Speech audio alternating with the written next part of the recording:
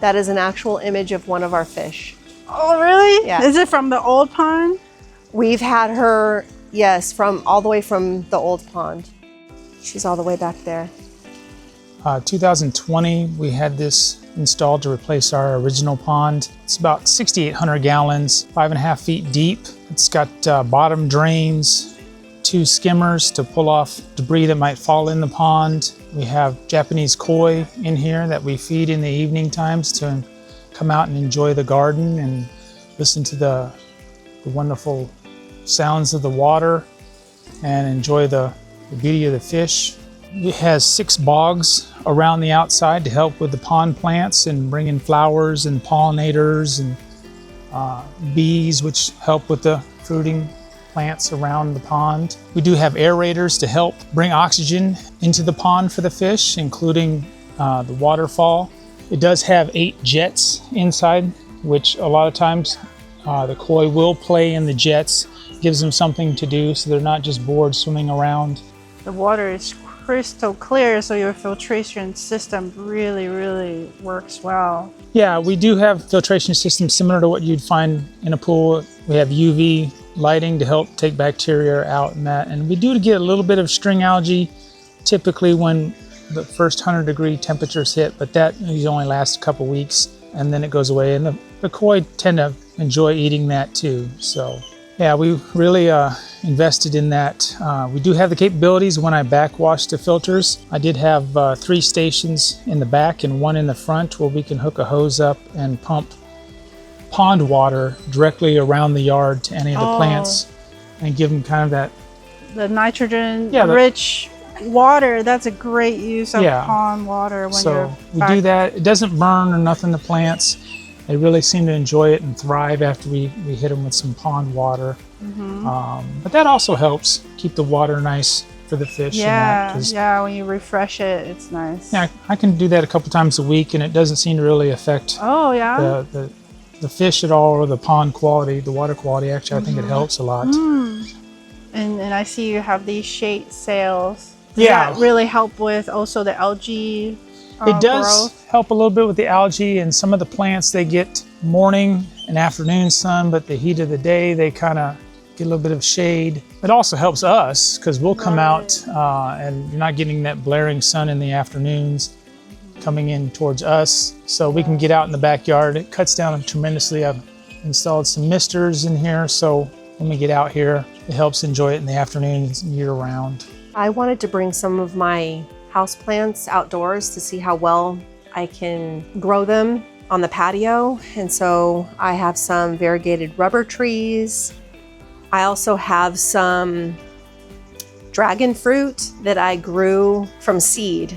So we just experiment. If something isn't thriving, we try to move it to another area of the patio to see if it helps. And sometimes we have to bring stuff back in, but we do like to experiment with houseplants outdoors.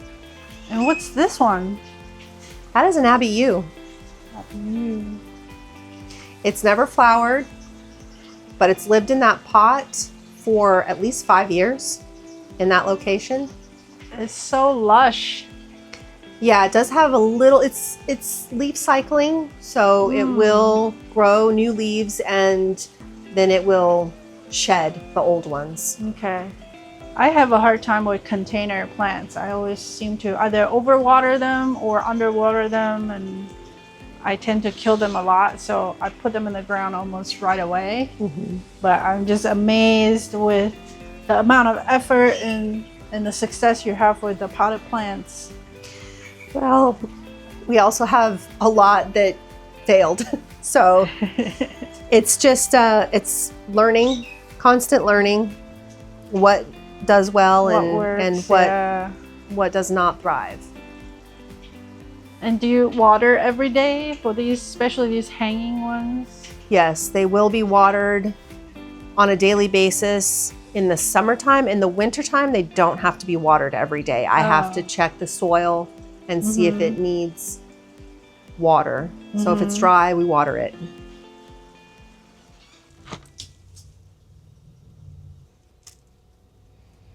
So Jessica, can you tell us a little bit about why you decided to keep quail, and if you have any tips and tricks on keeping them happy in the summer. Yeah, so we decided to add Coturnix quail to Harmony Gardens because we like the colors, the cute personalities that they have, and for the eggs. The eggs, when they're in excess, we use them.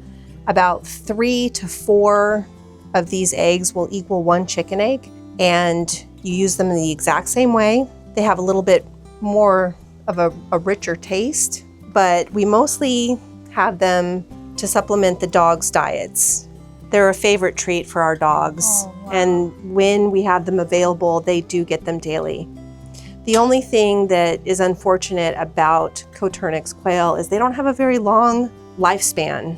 We're lucky if we get 2.5 years, and they tend to get joint issues as they age, and my birds are probably about 2.5 years. So you can see some of them are a little wobbly on their feet, and that's just what happens as they age, and their egg production goes down. But they're fun. They make little chirping noises. They will hand feed, and they're really quiet. yeah, they're definitely quiet. Even the males do crow, but it's not a very loud crow. It doesn't bother neighbors, definitely not similar to chickens. But yeah, they're very quiet little birds, nice little source of protein with the eggs. They've got pretty beautiful colors, and they also have a type that lay blue eggs. They're called Celadon Coturnix quail. And we do have Celadon. Oh, which one is the Celadon? The Celadon, all of them are Celadon except for the big girl in the back that's in the little hide on the left. I think she's the only one that lays the regular brown speckled. The rest are blue layers. Okay. So how do you manage summer? Like, They can handle up to 120 degrees, believe it or not. And they need fresh, cool water and airflow. So we have fans that are solar. You got solar, yes, solar fans that are hooked up.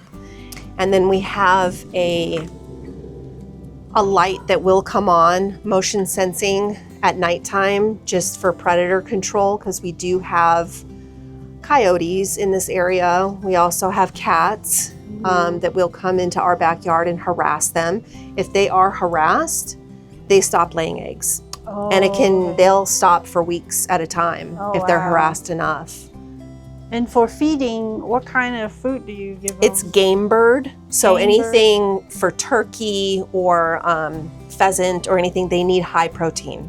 That's great. I'm sure there's a lot of viewers out there who love to learn about raising quail, because it seems like they're much more low maintenance than chickens. They're easy to keep. A lot of people keep them in cages that are up off the ground. You can do that. They can live and thrive in that type of environment, but I wanted to do the aviary style. They have to be over a certain height so that if they do jump up, because they will jump when startled, that they don't hit their heads and because they can get neck injuries that way. So it needs to be either really low or at least, this is 6 feet at the top, so that I've never had an issue with them injuring themselves in this. So you want it low enough that they can't make that jump to prevent them from hurting themselves. And then if you want height, you want it high enough so they don't accidentally hit their head. Exactly. And I see you have shade cloth here. Does this stay on all year? Yeah, this is the reflective shade cloth, and we do have it on year round. This other shade cloth that goes on this side, I'll remove that soon. That way they can get some sunlight through the winter months. Okay.